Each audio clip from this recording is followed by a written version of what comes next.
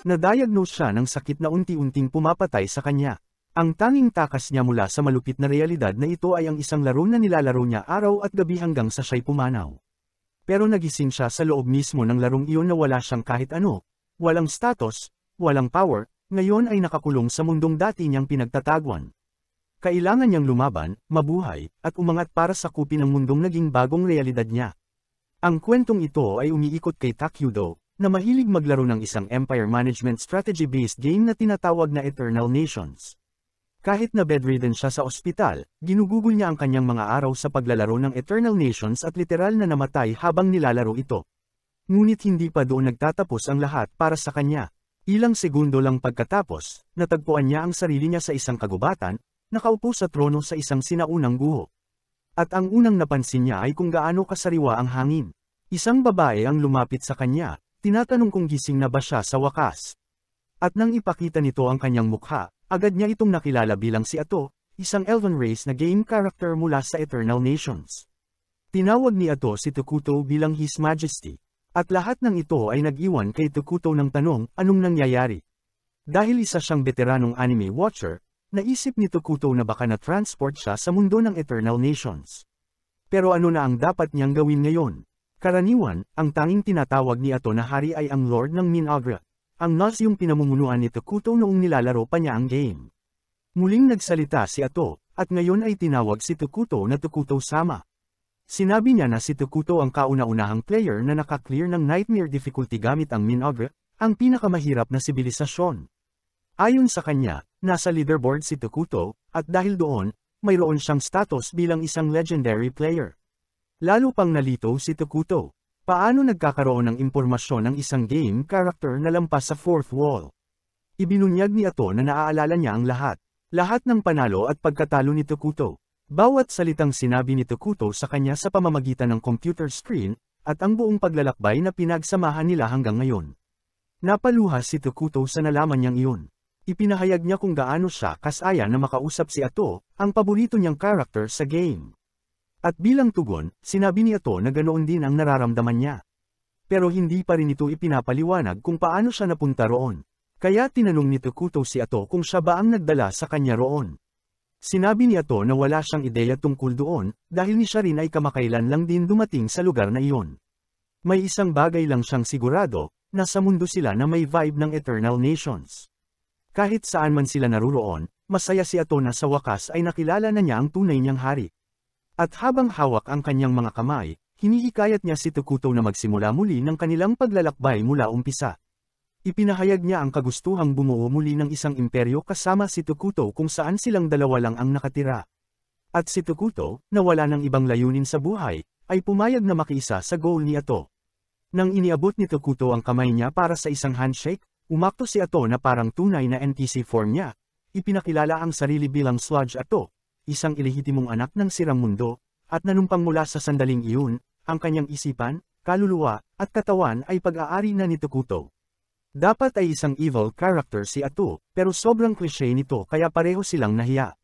Pero nakisali rin si Tokuto sa roleplay, idineklara na kasama ang kanyang kanang kamay na si Ato, magtatayo siya ng imperyong kikilalanin bilang pinaka-evil na imperyo, ang Minagra. Tinanong ni Tokuto si Ato kung naaalala niya kung ano ang unang kailangang gawin ng Empire of Minagra, at buong pagmamalaki niyang sinabi na kailangan muna nilang ikubli ang kanilang sarili na parang mga tunay na shot-in upang hindi ma-detect ng mga outsiders. Para magawa ito, nag-summon si Tokuto ng Emergency Production Scout, isang insekto na may mahabang paa. Dahil ang Minagra ay isang sibilisasyong pinamumunuan ng kasamaan at pagkawasak, lahat ng nilalang dito ay mukhang nakakadiri, kasama na ang scout na ito. Gayunpaman, inutusan ni Tokuto ang scout na i-check ang paligid, at partikular na sinabi ni Ato na huwag nitong bibigwin ang hari. Agad na sumunod ang scout sa utos at umalis para sa misyon nito. Ibinunyag ni Tokuto na kaya niyang makita ang nakikita ng scout. At napagtanto nilang dalawa na sa mundong ito, lahat ay parang nasa game pa rin. Nagpaliwanag si Tokuto kung paano niya na-summon ang scout. Ang kabuuang magic power niya ngayon ay 200. At upang mag-summon ng scout, 100 mapi ang ginamit. Iniisip niya kung ano ang dapat gawin sa natitirang magic power. Maaari siyang mag-set up ng base gamit ang 20 mapi, pero iniisip din niya kung dapat ba siyang mag-summon ng warrior bilang depensa. Sa kasamaang palad, masyadong mataas ang cost nito para sa kasalukuyang magic power ni Tokuto. Sa game, isang hero unit si Ato, kaya malakas siya sa combat. Pero ang power level niya ay nasa 3 pa lang dahil bagong simula pa lang sila. Sa kahit anong kaso, nagpatuloy sila at salamat sa reconnaissance ng scout, nagkaroon ng malinaw na ideya si Tokuto sa kanyang paligid, na karamihan ay puno ng walang katapusang mga puno. Ginagawa nitong perpektong lugar para sa base ng Minagra. Pero nagtaka si Ato kung bakit wala ni isang hayop o pagkaing makikita sa paligid. Dahil masyadong delikado ang kumilos, nagdesisyon si Tokuto na palawakin pa ang sakop ng scout sa pag-check ng paligid.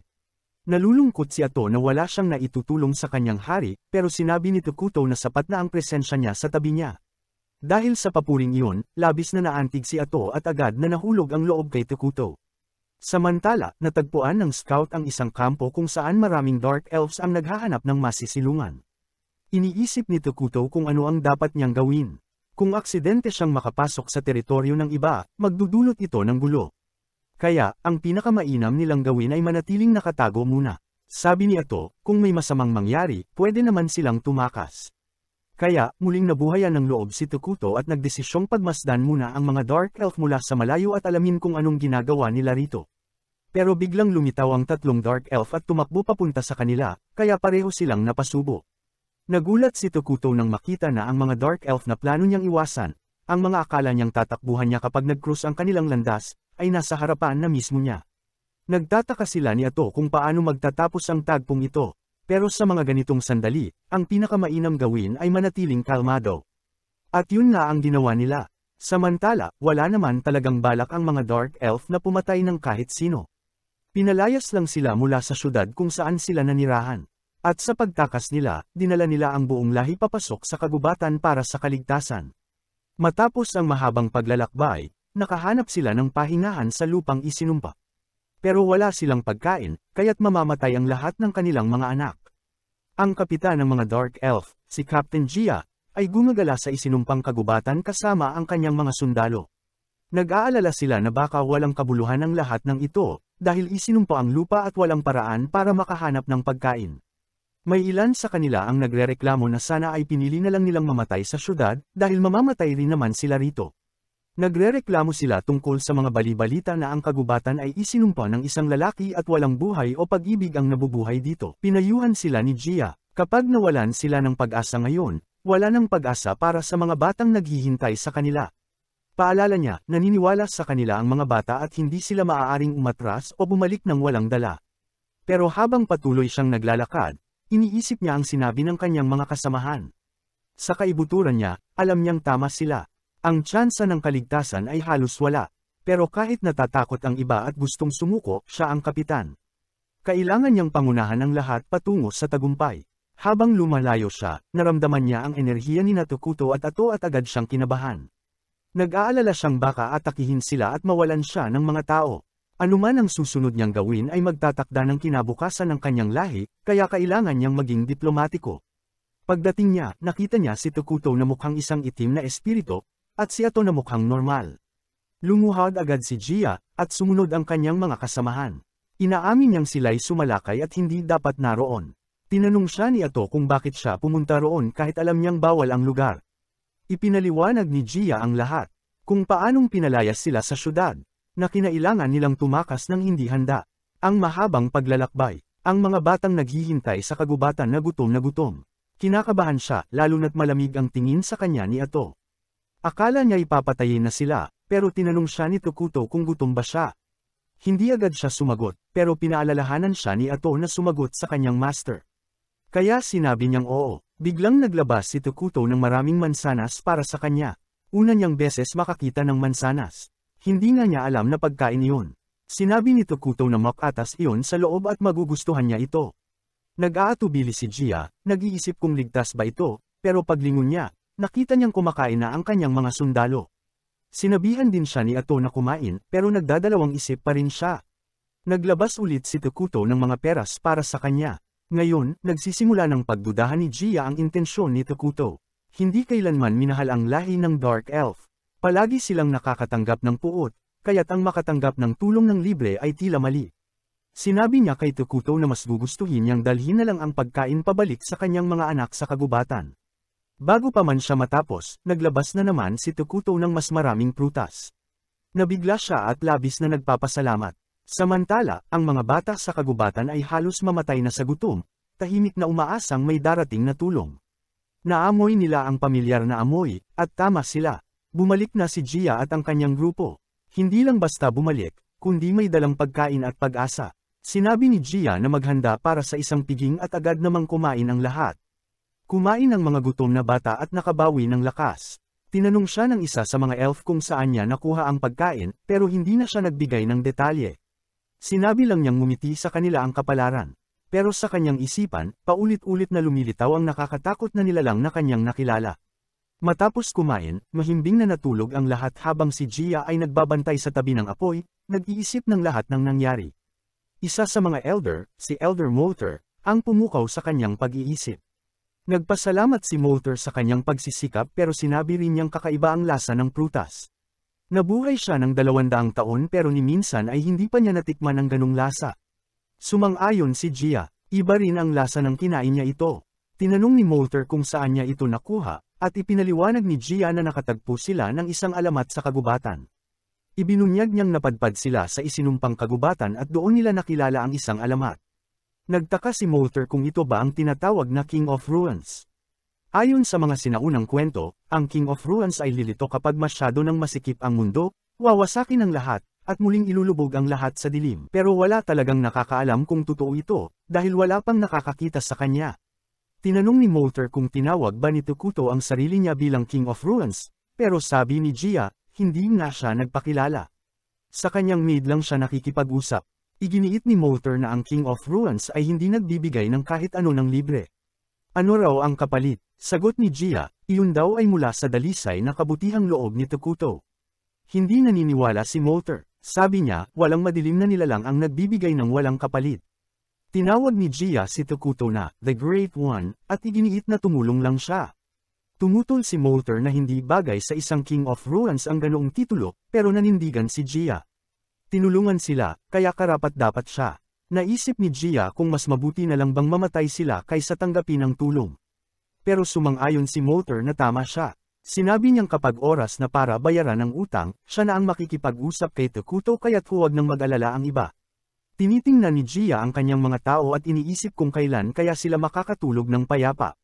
Siguro, balang araw. Samantala, galit na galit si Ato kay Tokuto dahil sinayang nito ang mana para pakainin ang mga estranghero. Pinaluhod niya ito at sinubukan nitong ipaliwanag na naawa lang siya sa kanila.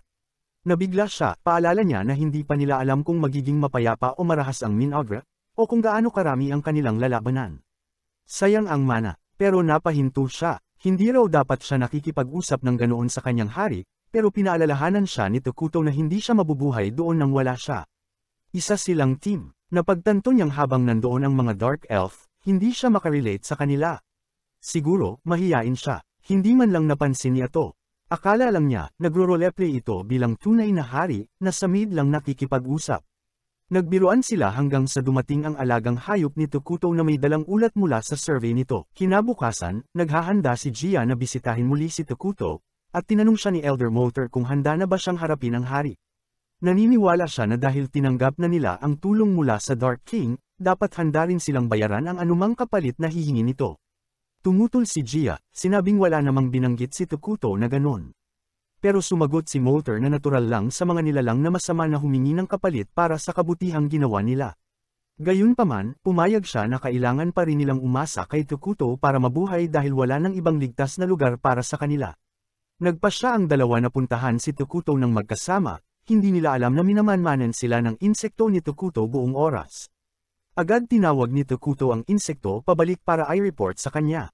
At nang malaman niyang paparating ang mga elf, umasa lang siya na kunin na lang nila ang natirang pagkain na inihanda niya kahapon at umalis ng tahimik.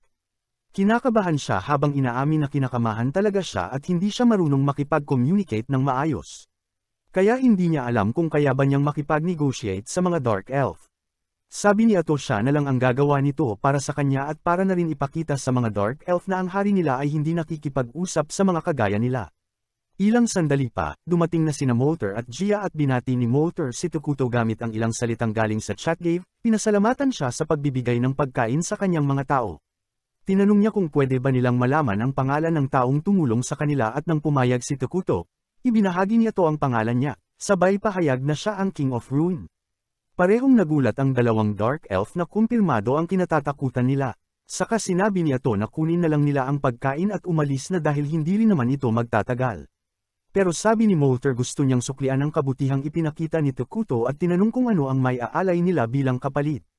Sinabi lang ni Ato na wala silang anumang bagay na makakatuwang sa hari niya, kaya huwag na silang mag-aksaya ng oras. Tinanong niya kung meron ba talaga silang anumang bagay na mahalaga para sa kanila. Nag-alinlangan si Molter dahil wala na silang ganoong bagay. Tinitigan siya ni Ato nang masama nang makita niyang nagdadalawang isip ito at tinanong kung may binabalak ba siya. Natarante si Molter at napansin ni Tokuto na napupunta na sa masama ang negosasyon. Bigla niyang tinawag si Ato para pag-usapan ang approach nila at nagalit si Ato dahil sobrang malambot ang plano ni Tokuto. Sabi niya na ang dalawang ito ay hindi marunong makipag-negotiate at sa takbo ng usapan ay magiging sagabal lang sila. Iminungkahi niyang patayin na lang ang mga ito at ipaskil ang mga ulo sa paligid ng kanilang base. Pero pinigilan siya ni Tokuto at sinabing tigilan ang pagiging gunggong na tao. Sabi niya gusto lang ng mga elf na makipamuhay ng mapayapa at gusto nilang suklian ang kabutihan niya dahil doon. Iminungkahi niyang humingi ng kapalit sa paraan na kaya nila imbes na bigyan sila ng pagkain ng libre para mapanatili ang magandang relasyon sa kanila. Walang naisagot si Ato kaya sinabi na lang niya sa mga elf na tinanggap na ng hari niya ang alay nila. Nang makita nila ang paghinga ng maluwag ni Molter, napagtanto ni Tokuto at Ato na sobrang kaba pala niya dahil iniisip niyang tipikal na masamang nilalang si Tokuto. Pinagalitan siya ni Ato tungkol doon. Pero nalito siya kung ano ang hihingin bilang kapalit ng pagkain. Biglang nagka-ideya si Tokuto at sinabing itanong na lang sa mga elf ang tungkol sa outside world. Tuwang-tuwa si Molter nang marinig ito at sinumpa niyang ikukwento niya ang lahat ng nakita at narinig niya sa outside world ng detalyado. Sabi ni Ato, pagkatapos noon ay kailangang umalis na siya sa kagubatan kasama ang tribo niya at nagulat doon sina Gia at Molter. Sinabi nilang gusto pa rin nilang tumira sa kagubatan sa ilalim ng awa ni Tokuto. Pero sinabihan sila ni Ato na tigilan ang pagiging sakam kung gusto nilang mabuhay. Pilit na tumutol si Gia, pero pinatigil siya ni Molter, sinabing kailangan nilang sundin ang utos ng hari. Umalis na sila, pero ngayon nakaramdam ng awa si Tokuto sa pagpapaalis sa kanila. Bigla siyang nagka-ideya at sinabi kina Molter at Gia na maging mamamayan niya. Nagulat ang dalawa sa narinig, pero mas nagulat si Ato na tinanong si Tokuto kung anong ginagawa niya. Ipinaalala niya kay Ato ang refugee system sa laro na nagpapahintulot sa kanila na tanggapin ang iba't ibang species bilang citizens nila. Sabi niya na dahil neutral species ang Dark Elf, madali silang mag-a-adapt sa evil attribute ng kanilang kingdom at makakipamuhay sila sa ibang species doon. Nag-aalangan pa rin si Ato dahil madalas magka-conflict ang mga species na may evil alignment. Pero pinaalala ni Tokuto na ang main species nila, ang mga homunculi, ay parang mga taong pinaghihiwalay at pinagdugtong ulit ng mali-mali, at hindi nila kayang makasama iyon palagi. Agad na sumang-ayon si Ato nang sumagi sa isip niya ang nakakatakot na itsura ng homunculi. Hinarap niya ang dalawang elf at sinabi na balak ni Tokuto na magtayo ng kaharian dito at handa siyang tanggapin sila bilang citizens kung manunumpa silang magsilbi sa kanya. Nabigla si Molter at tinanong si Ato kung ano ang mangyayari kung piliin nilang maging mamamayan niya at nilinaw ni Ato na magiging evil being sila, pero sinabi rin niya na mas masaya ito kaysa sa iniisip nila. Pagkatapos noon, nagtungo sina Tokuto at Ato sa tirahan ng mga Dark Elf kung saan handa silang salubungin. Takot na takot ang lahat sa kanya at ang ilan sa mahihina ay nawalan agad ng malay nang makita pa lang siya. Umupo si Tokuto sa kanyang trono kasama si Ato sa tabi niya, na nagsabing ngayon ay magiging mamamayan na sila ng kanilang kaharian na Mainagra. Tinanong siya ni Ato sa huling pagkakataon kung sigurado na ba siya. At pagkapayag niya, opisyal nang tinanggap ang mga elf sa kanyang kaharian at binati sila ni Ato dahil mula ngayon, ang kanilang kaligtasan at buhay ay garantisado na ng bago nilang hari. Nagtaka si Gia kung iyon na ba talaga ang lahat dahil hindi siya nakakaramdam ng kahit anong pagbabago kahit na dapat ay naging isang evil being na siya. Bigla niyang pinagsisihan ang sinabi niya dahil biglang sumiklab ang matinding galit sa loob niya at sa iba pang elf. Inalala nila ang mga taong nanakit at nagpahirap sa kanilang lahi at napuno sila ng pagnanais na maghiganti, kaya nabahala ang dalawang normal na elf na kasama nila. Nakita ni Tokuto ang paghihirap ng lahat kaya tinanong niya kung ayos lang ba sila, at naiyak si Gia sa pagka-realize na meron na ngayong nagmamalasakit sa kanya at sa kanyang mga tao. Nagsimulang magsigawan ng tuwa ang mga Dark Elf para kay Tukuto na halos hindi makapaniwala sa nangyayari. Ilang araw ang lumipas, natanggap ni Tukuto ang isang mapa ng kontinente mula kay Molter at nawalan siya ng malay pagkakita pa lang dito. Tinanong siya ni Ato kung anong problema at sinabi niya na tingnan nito ang mapa at makita kung gaano kapangit ang kanilang starting position. Nasa isang kontinente sila kung saan may dalawang malalakas at makapangyarihang sibilisasyon na. Isa sa kanila ay ang banal na kaharian ng Qualia, isang bansa ng mga tao na sumasamba sa Diyos na si Arlos, at sila ay hardcore good alignment na sibilisasyon. Sa kabilang banda, nandoon ang Elnan, ang alyansa ng mga elementals kung saan nakatira ang mga elves na sumasamba sa kalikasan. Naka-align din sila sa good side, at natarante si Ato nang mapagtanto na kapag natuklasan ng mga ito ang kanilang kaharian, mabilis silang buburahin. Nawalan din siya ng malay kasama si Tukuto, pero agad namang kumalma si Tukuto. Sinabing hanggat hindi sila nadidiscover, maaari silang lumakas. Sinabi niya na sa laro, ang pangunahing species nila, ang mga homunculi, ay talagang bobo, kaya hindi sila makagawa ng maraming research. Pero ngayon na may mga Dark Elves na sila, dapat mas maayos na ang bagay na iyon. Maya-maya, bumisita ang mga Dark Elves sa kanya. At sa pagkakataong ito, isinama ni Gia ang kanyang assistant na si Emily. Sinabi niya kay Tukuto na si Emily ay isang matalinong nerd na maraming alam tungkol sa ibang kaharian, kaya tiyak na mas makakatulong siya kaysa sa kanila. Sinabi ni Ato na natutuwa ang hari sa kanilang dedikasyon at idineklara na magsisimula na silang tumanggap ng mahahalagang trabaho mula ngayon dahil iyon ang gusto ni Tukuto. Una, inatasan niya si Molter na mga siwas sa internal affairs ng kaharian at sinabing mataas ang inaasahan niya dito dahil nalaman niyang marunong din ito ng magic. Sunod, ginawa niyang head warrior ng Minogre si Gia at inutusan itong bumuo ng malakas na hukbo upang maipagtanggol ang kanilang sarili. Iniwan niya kay Gia ang pagre-recruit ng mga sundalo para sa kanilang hukbo at na-hype si Gia. Sinabing papatayin niya ang lahat ng kanilang kalaban at ipapakita ang kanilang mga ulo bilang trepeo. Pero nandidiri na agad si Tukuto. Sinabi niyang barbaric ang gyera at sinabi ni Ato kay Gia na nalito kung bakit, na mas gusto ng kanilang hari ang kapayapaan. Kaya dapat niyang tandaan iyon. Lalo pang nalito ang mandirigmang elf habang iniisip kung bakit ang isang King of Ruin ay magmamahal sa kapayapaan. Tinuya siya ni Molter at agad na tumayo, sinabing hindi tulad ni Gia na puro muscle lang at walang utak, mas magiging kapaki-pakinabang siya.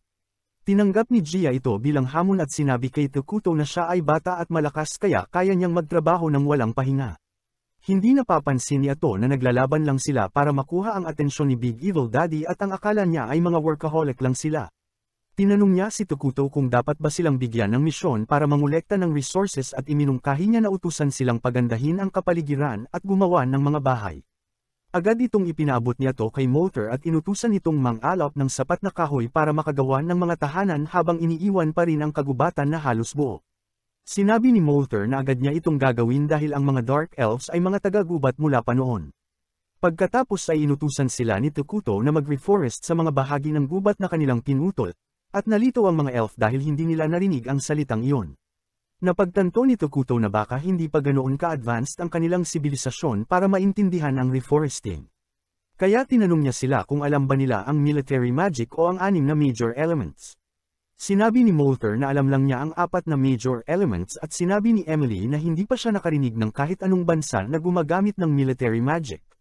Napagtanto ni Tukuto at Ato na mas primitive pa pala ang mundong ito kaysa sa inaakala nila.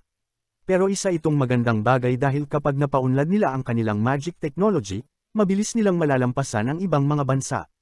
Ipinaliwanag ni Ato na ang reforesting ay nangangahulugang pagtatanim ng panibagong mga puno sa lugar na pinutol na.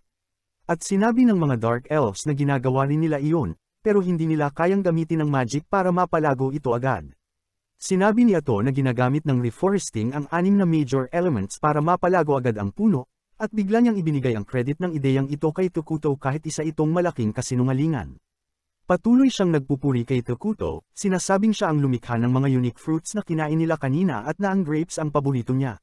Sumang-ayon si Emily kay Ato at sinabing sinubukan niyang itanim ang mga buto ng grapes at may ilang halaman na ang tumubo. Nagulat si Tukuto sa balitang ito dahil hindi niya inakalang pwedeng may tumubong kahit ano rito. Gayunpaman, agad niyang napagtanto na kung kaya niyang likhain ang mga prutas mula sa earth gamit ang magic, baka kaya rin niyang gumawa ng ibang bagay. Sinubukan niyang i-test ang kanyang theory sa pamamagitan ng paglikha ng isang coin at napagtanto niyang kaya niyang lumikha ng gunpowder at iba pang science stuff. Sa paraang yun, Maaari niyang paunlarin ang kanilang sibilisasyon ng mas mabilis kaysa sa ibang mga kaharian. Samantala, sa banal na kaharian ng Qualia, may mga nagsisimulang mangyari.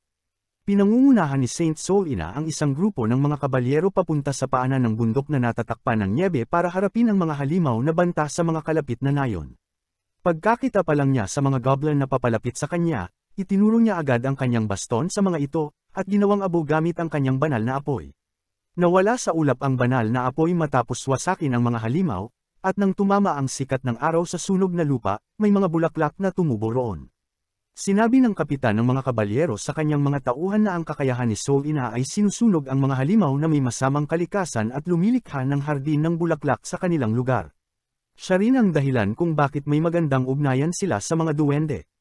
Pagkatapos nito, sinabi ni Soulina sa Cardinal na dapat ay magpadala ito ng mga paladin sa Timog, dahil kamakailan lang ay nagkaroon siya ng masamang panaginip tungkol sa isang sakunang mangyayari sa isinumpang kagubatan.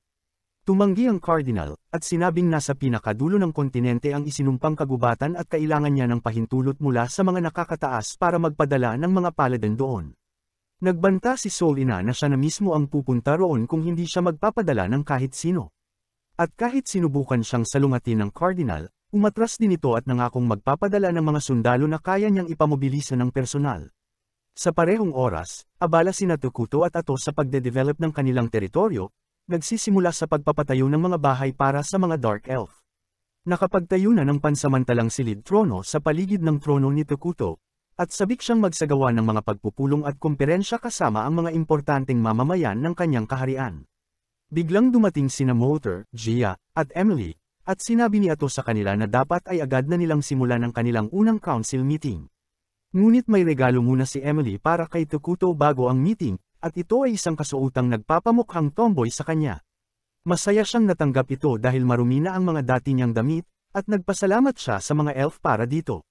Gayunpaman, wala namang nakitang pagbabago sa anyo niya ang mga elf, pero nagtitiwala sila kay Ato nang sabihin itong bagay na bagay kay Tukuto ang kasuotan na inihanda nila. Pagkatapos nito, sinimulan na niya ang council meeting, pero abala si Tukuto sa paghangang sobra sa sarili niya.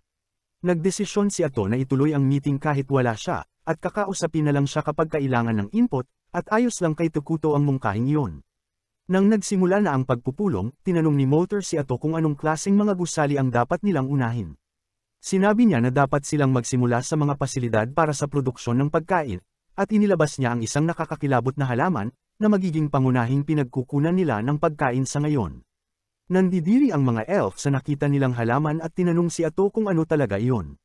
Sinabi niya na iyon ang flesh plant na natatangi sa kanilang sibilisasyon. Ipinaliwanag niya na kayang gumawa ng halaman na iyon ng karne na ang lasa ay parang laman ng tao at ito ay masustansya.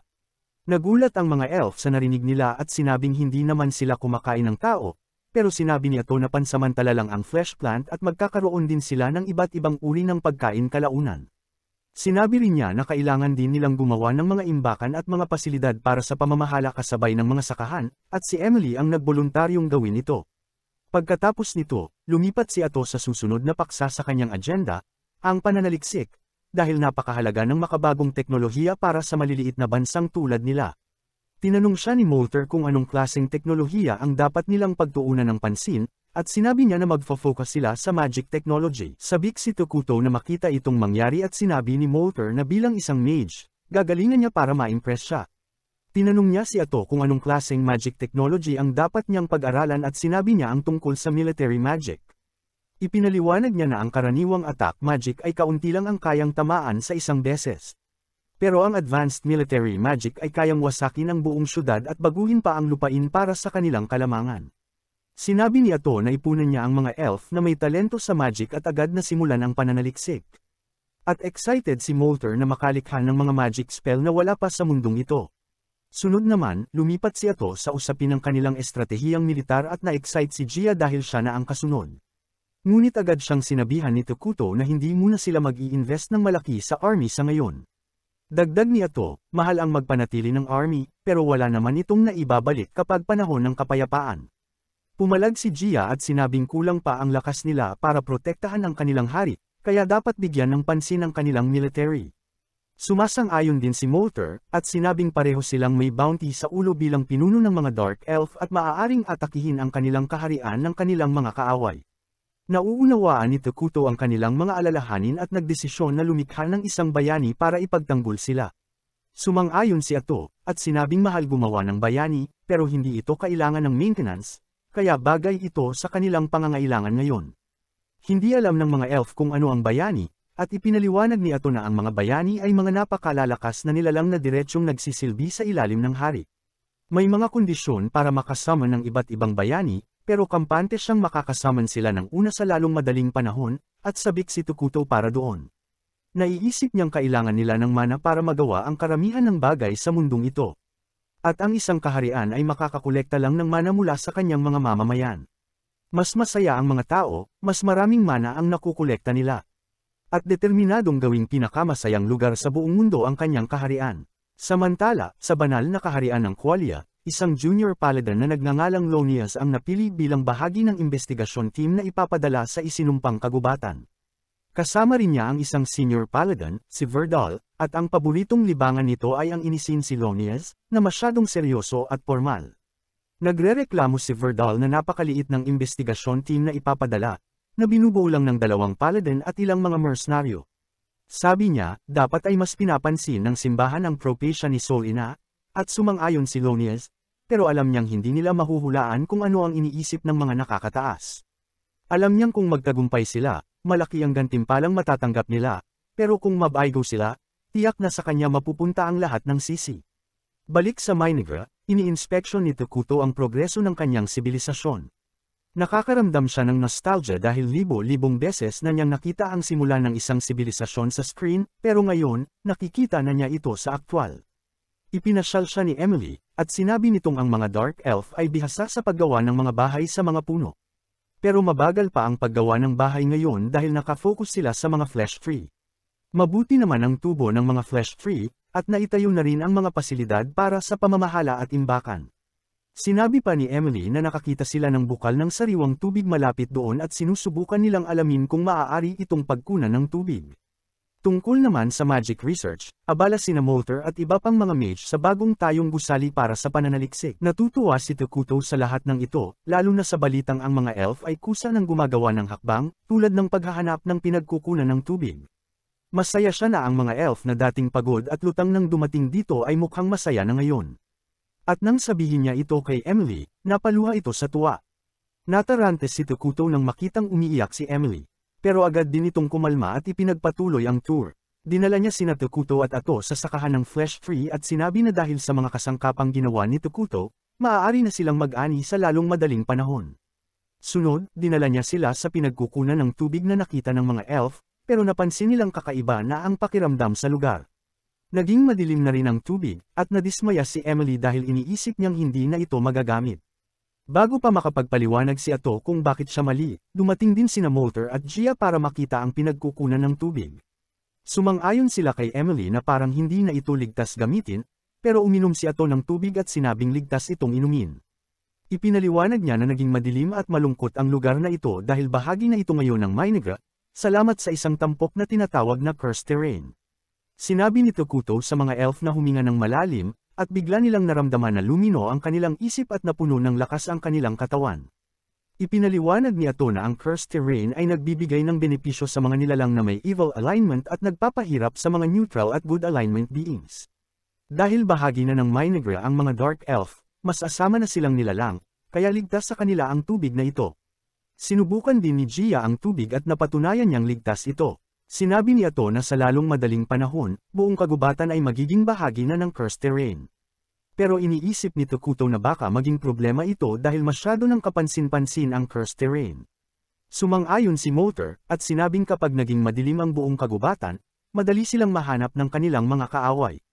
Muling iminungkahi ni Gia na gumawa ng army, pero sinigurado ni Ato at Takuto na magsasummon sila ng isang bayani.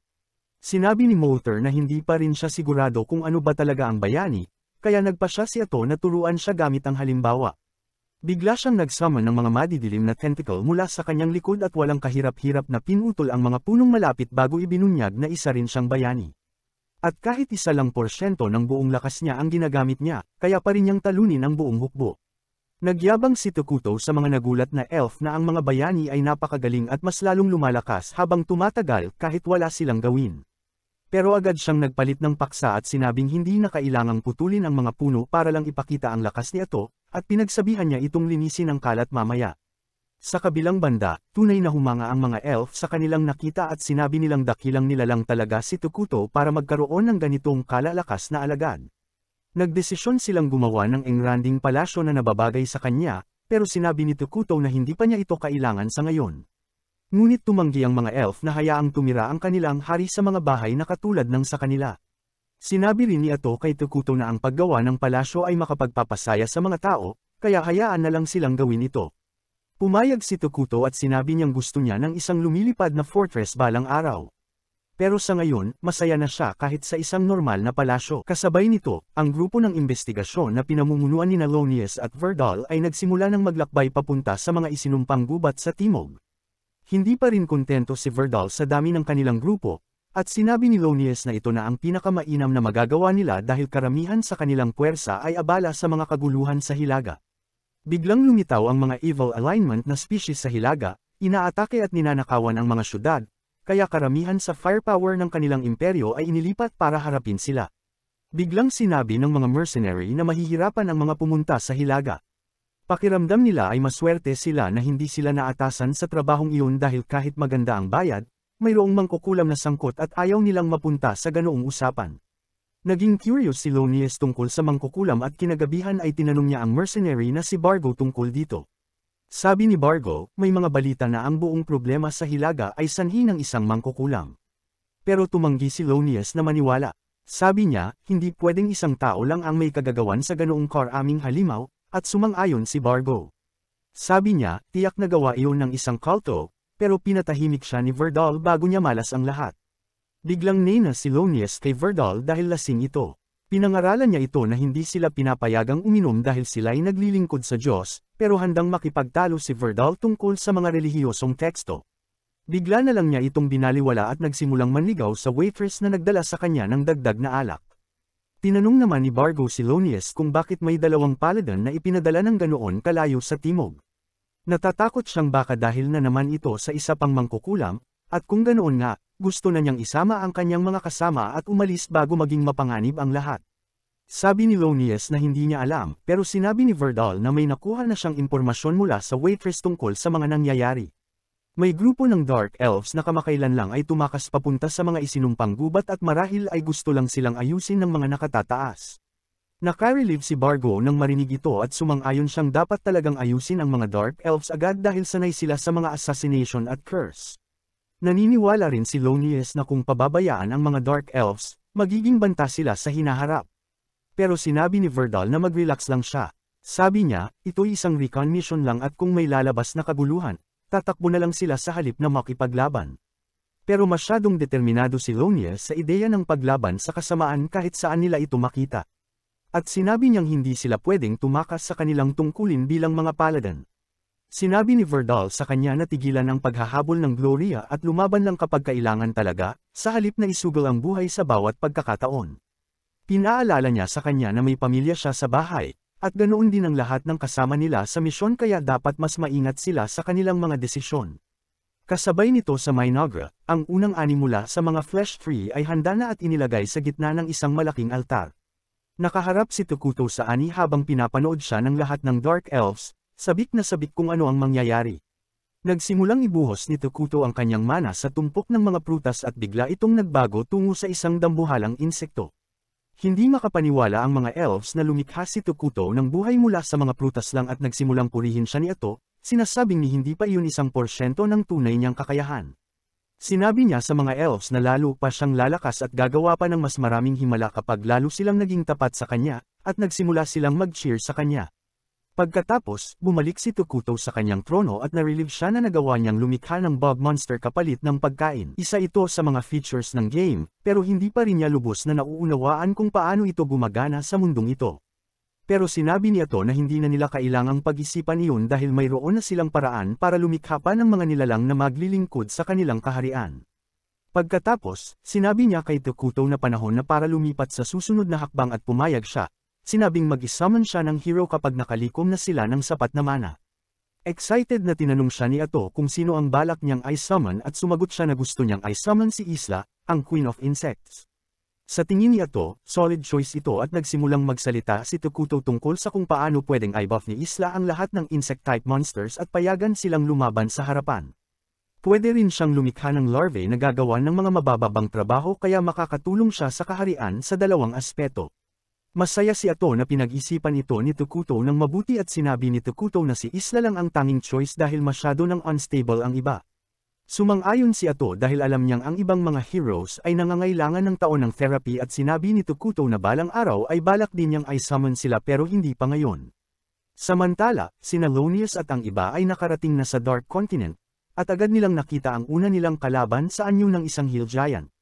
Nagsimulang mag-utos si Lonius sa mga mercenary na suportahan siya, pero sinabi ni Verdal na hindi na kailangan iyon dahil siya na ang bahala sa halimaw. Sabi niya na wala na silang oras para sayangin at mas mabilis kung siya na lang ang kikilos at hindi siya haharange ng iba. Agad siyang lumapit sa hill giant at itinuro ang kanyang espada dito habang pinapanood siya ng iba. Binigyan ni Verdal ng holy power ang kanyang espada at naghintay ang higanti na matapos siya bago umatake. Madaling na-block ni Verdal ang mabigat nitong club at pagkatapos ay tinaga ito ng malinis gamit ang kanyang banal na espada.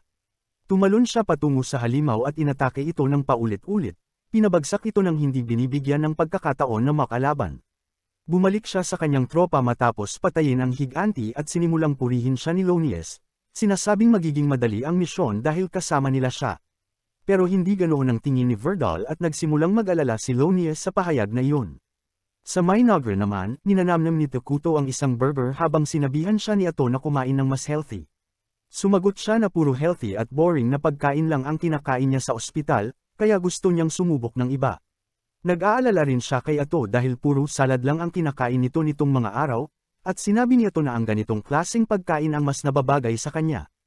Nag-usap sila na bumibilis na ang construction ngayon at biglang sinabi ni Tokuto kay Ato na i-summon na sina Motor at ang iba pagkatapos nilang kumain. Sinabi niya sa kanya na ang mga bagong scout bugs na ginawa nila ay namapa na ang paligid ng kanilang base at balak niyang gumawa ng aksyon tungkol sa human settlement na malapit sa kanila. Una, tinanong muna niya si Ato para kumpirmahin kung ang bayan na malapit sa kanila ay hindi bahagi ng Holy Kingdom ng Qualia, at sigurado si Ato na isa itong independent territory na may neutral alignment. Masaya si Tokuto na marinig yun dahil ibig sabihin ay pwede silang makipagnegosasyon sa bayan at umaasa siyang walang masamang mangyayari sa kanilang pakikipag-ugnayan. Naniniwala siyang magiging maayos ito sa ngayon, at biro ni Ato na baka mamalasin sila sa sinabi niya. Tumawa si Tokuto at sinabing walang ganoong mangyayari. Bigla siyang nakatanggap ng mensahe mula sa isang bug na nagpapakita na may papalapit na armed group sa kagubatan. Sinabi niya kay Ato na kailangan nilang paalisan ang mga ito sa mapayapang paraan kung posible, at kung lumala ang sitwasyon ay dapat silang maging handa sa labanan. Samantala, ang armed group na iyon ay sina Lonius at Verdal. Habang papasok sila sa kagubatan, pinatigil ni Verdal ang lahat dahil napansin niyang may papalapit. Lumabas si Ato mula sa kagubatan na nakaitim na damit na tinatakpan ang kanyang mukha at anyo. Sinabi ni Verdal sa kanya na ipakilala ang sarili. Sinabi niyang isa siyang dark elf na naghanap ng kanlungan sa kagubatan kasama ang kanyang clan dahil wala nang ligtas na lugar para sa kanila. Naiintindihan niyon ni Verdal at sinabing tumabi siya dahil kailangan nilang imbestigahan ang kagubatan. Sumagot si Ato na hindi sila dapat pumasok. Napansin ni Verdal na may kakaiba, pero nagsimulang sumigaw si Lonius kay Ato. Tinatanong kung paano siya naglakas loob na suwayan ng utos ng lingkod ng Diyos. Agad siyang pinagalitan ni Verdal, sinabihang huwag siyang gambalain, at nina si Lonius sa kanya dahil sa pagdidisiplina sa isang maliit na bagay. Ipinagpatuloy ni Verdal ang pakikipag-usap kay Ato, sinasabing hindi sila pwedeng bumalik lang dahil lang ayaw niya silang papasukin sa kagubatan. Tinanong niya kung may tinatago ba sa loob at sumagot si Ato na puro mga elf lang na gustong mamuhay ng mapayapa. Tinanong niya kung bakit ba siya ganoon na lang kadeterminado na pumasok sa lugar na ito na isinumpa ng Diyos, at matapos mag-isip sandali, inamin ni Verdal na may vision ang mga saints na mayroong isang napakasamang nilalang na nagtatago sa lugar na ito, at hindi siya pwedeng bumalik nang hindi niya ito nakikita sa sarili niyang mga mata. Nabigla ang mga mercenary dahil hindi nila alam ito at tinanong siya ni Lonius kung paano niya nagawang basta-basta sabihin ang isang national secret. Muli siyang sinigawan ni Verdal, sinasabing may mga panahon na kailangang sabihin ang mga sekreto. Lalo pang nagalit si Lonius dahil kahit isang high paladin tulad ni Verdal ay walang kapangyarihan na magbunyag ng divine prophecies nang walang pahintulot mula sa mas nakakataas. Samantala, muling nakiusap si Verdal kay Ato na papasukin sila sa kagubatan para kahit isang mabilis na silip lang. Pero biglang nagbago ang tono ni Ato at sinabi niyang wala silang makikitang mahalaga sa loob. Sinabi niyang bumalik na lang agad sila. Galit na galit si Lonius na isang dark elf ay naglalakas loob na salungatin ang propesya ng Diyos. Nararamdaman niya na nagbabago ang paligid kay Ato at napagpasyahan niyang may tunay na kasamaan sa loob ng kagubatan na kailangan nilang siyasatin. Gayunpaman, mukhang handang makipagkasundo si Verdal sa kanya. Tinanong niya si Ato kung kaya ba niyang manampa sa Diyos na walang banta sa Holy Kingdom ng Qualia sa loob ng kagubatan, at sumumpa si Ato sa kanyang Diyos na sila nga ang mas natatakot sa Qualia. Kontento na si Verdal sa sagot na iyon at idineklara niyang sila ay otters na. Hindi makapaniwala si Lonius at itinuro niyang malinaw na may tinatago ang babae. Tinawag siya ni Verdal na isang duwag na walang pananampalataya at sinabihang tigilan ang paglalabas ng sarili niyang takot sa kanya. Sinabi niya na wala silang nakita at doon na nagtatapos ang kanilang investigasyon. Nagsimulang lumakad palayo si Verdal, pero ayaw na siyang hayaang magdesisyon ni Lonius. Sinabi niya kay Verdal na tinatanggalan niya ito ng awtoridad bilang High Paladin dahil sa pagbubunyag ng propesya sa kaaway at sa pagtalikod sa kanyang tungkulin. Sinabi niya sa mga mercenaries na papasok sila sa kagubatan para tiyaking may masamang nilalang nga baroon. Sumang-ayon si Bargo dahil si Lonius ang lumalagda sa kanilang mga sahod. Nakiusap si Ato na huwag silang pumasok sa kagubatan, pero iniutos ni Lonius sa kanyang mga tauhan na dakpin siya kahit na pinipigilan siya ni Verdal. Napabuntong hininga na lang si Ato na nabigo ang negosasyon, at ilang segundo lang, ang mga mercenary ay nakatusok na sa mga tinek ni Ato na parang mga bagong lutong kebab, at si Lonius ang unang nawalan ng malay, hindi man lang niya nakita ang nangyari. Si Verdal lang ang tanging nakakita ng lahat at buhay pa, at nagpanik siya habang sinasabi kay Lonius na isang mangkukulam ang kanilang kinakaharap. Mabilis na tinanggal ni Ato ang kanyang disguise at sinabing maayos pa sana ang usapan nila. Pero nakakalungkot na nauwi ito sa ganito. Salamat sa panunood. Kung gusto nyo pa ng ganitong content, comment nyo lang, like and subscribe na din kayo mga lods.